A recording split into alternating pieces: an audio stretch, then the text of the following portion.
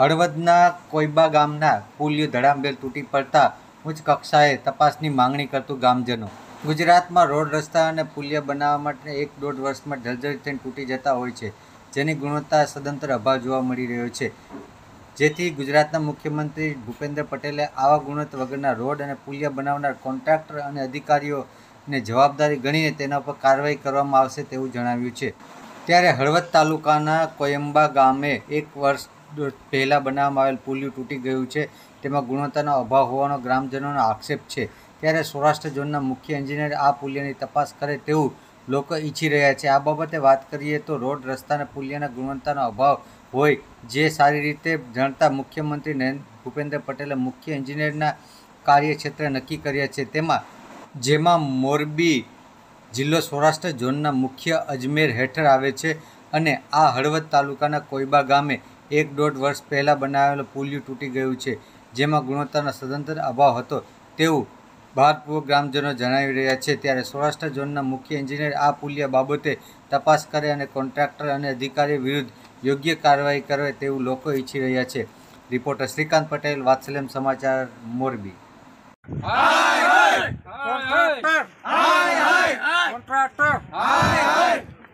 મારું ગામ નવા કોઈબા, વણકરવાસ, સોલંકી બાબુભાઈ કાનજીભાઈ. આ પુલ જે છે એ વણકરવાસના ગામ પૂરતો બનેલો, વાડીઓમાં જવાવાળો રસ્તો. આ નાલા છે, નાલા બાંધ્યા, તૂટ્યા, મોરા કામના લીધે તૂટ્યા.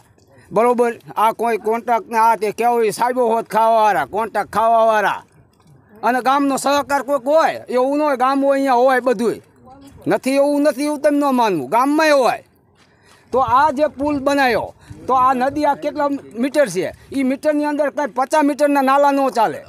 બરાબર. એ અમારી માંગણી છે કે અત્યારે અમારે ગામ લોકોએ વિરોધ કરેલો નવા કોઈબાવાળા, પણ કોઈ અમારી કોઈ રજૂઆત સાંભળી નથી કે તમે આટલા નાલા ન મૂકો, કે આ આખી નદીમાં મૂકો, 2 જગ્યાએ બીજે આમ મૂકો, નોખી જગ્યાએ 8 થી 10 નાલા હોવા જોઈએ. તો આ નદીની અંદર ગમે ત્યારે પાર કરો તો કોઈ મુશ્કેલ ન પડે. આ તો કોઈ જાનહાની બની, કોઈ માણસનું ઓલું થયું હોય તો આગળ ઢવાણા ગામની અંદર ટ્રેક્ટર અત્યારે પલટી મારી ગયું. એ માણસો અમે રાતે બધા આવ્યા, પણ અહીંયા કોઈ આવ્યો એવી પરિસ્થિતિ અમારી રહી નહીં. ને કે અમે જઈ શકીએ અહીંયા મદદરૂપી જવું જ જોઈએ, માણસની રીતે માણસ જઈએ કે તો આ અમારી આ પોઝિશન જવાની ન રહી.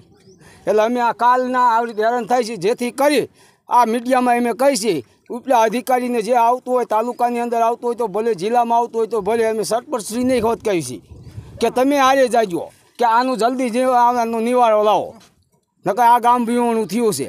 પછી એની નહીં તાત્કાલિક પગલાં લેવામાં આવે તો અમારે બહિષ્કાર કરવામાં આવશે. જય હિન્દ, જય ભારત. મારું નામ ઝાલા દેવેન્દ્રસિંહ જીતુભા, ગામ કોઈબા, અત્યારે હાલમાં સરપંચ છું. આ જે પુલની કામગીરી રહી ને એ સાવ નબળી જ છે પહેલેથી. એનું કારણ એક જ છે કે આની આગળ એક પારો બાંધવામાં આવ્યો છે. એ આરએનબી વિભાગવાળાએ જોઈ ગયા હતા સાહેબોની પહેલાં, એવું નથી જે નથી જોયું એમને કંઈક નથી ખબર, પણ આ એના હિસાબે જે પારો જે રહ્યો ને એના હિસાબે ધોવાણ થઈ ગયું છે. કામે ભલે હું કહું નબળું જઈશે, કારણ કે એમાં આપણને કંઈ ખબર ન પડતી ક્વોલિટીમાં. આરએનબી વિભાગનો રોડ છે અને હું તો કહું કે આ વહેલા તકે આ ગામને ઝપટે જો પુલ બનાવી દે એવી વિનંતી કરું છું. મારું નામ સોલંકી જેઠાભાઈ ગણેશભાઈ, ગામ કોઈબા, તાલુકો હળવદ. આ પુલ 1.5 વર્ષ થયો બનાવ્યો, તો નબળી ગુણવત્તાના કારણેથી આ પુલ તૂટી ગયેલો છે. કામકાજ કાચું જ છે. આમ તમે સામે જુઓ કે દેખાઈ રહ્યું ને બે ગયું છે. હાલો, આ કામ હાવ નબળું બનેલું છે.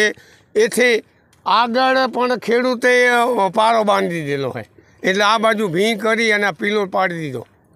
એટલે આ આગળ પિલોર ન હોવો જોઈએ. બીજો નંબર, કામ સારું થાય એવી રીતે કોશિશ કરો. બીજો નંબર, લાઇટના થાંભલા ઠેઠ લગી પડી ગયા અને બધા ઊભા કરો, તાત્કાલિક અમને લાઇટ આપો, આવી અમારી વિનંતી. કયું ગામ આવેલું છે? આ નવું કોઈબા, હરિજનવાસ, દલિત સમાજ. લાઇટ નથી, પાણીની વ્યવસ્થા નથી, સમજ્યા? એટલે આમાં કહેવાનું એવું થાય છે કે તમે તાત્કાલિક આના માટે પગલાં લ્યો સરકારશ્રીને. કોઈ અધિકારી આવ્યો? અધિકારી આવ્યા હતા સાહેબ, આપણે વરમોરા સાહેબને આવી ગયા, પણ હવે આવીને તો એ તાત્કાલિક શું કરે, આ કામ પહેલાંથી મોડું બન્યું સાવ. લ્યો, આ આખની તો સાહેબ કાંઈ કામ મોડું છે. આરએમડી વિભાગનો સારું કામ હોય તો આ ગમે એટલું પાણી આવતો માથેથી વિજે પણ કાંઈ થવું ન જોઈએ. એના બદલે માથે પાણી નથી જોતા તૂટી ગયો. આરએમડી વિભાગનો